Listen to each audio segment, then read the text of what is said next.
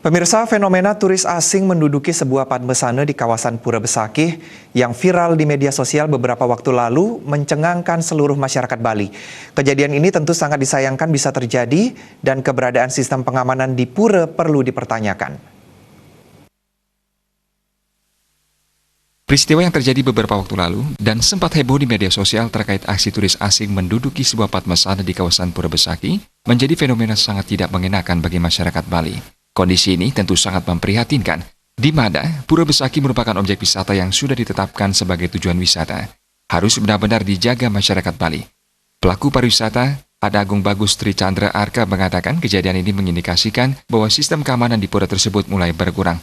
Pihaknya menyebutkan tidak hanya di Besakih pernah terjadi aksi penyalahgunaan kawasan suci pura, namun juga sering terjadi aksi pencopetan di beberapa pura di Bali. Melihat kondisi ini, yang paling utama harus dijaga adalah kesucian pura itu sendiri. Sistem keamanannya, karena hanya bukan masalah ini aja yang timbul. Yang sebelumnya pernah timbul di tempat objek wisata di pura ada kecopetan, pencurian kan. Nah ini objek-objek wisata ini biasanya dimanfaatkan, disalahgunakan. Jadinya perlu CCTV. Nah ini yang perlu kita benahi dan kita jaga selaku warga lokal yang ada di wilayah objek wisata itu, karena sudah jelas objek-objek wisata yang menjadi tujuan pariwisata itu benar-benar harus kita jaga, baik secara jaga keamanan tamu yang datang, termasuk yang paling penting adalah kesucian pura itu yang utama. Jadi bukan berarti pura ini menjadi dia seenaknya masuk tanpa seperti kejadian itu sangat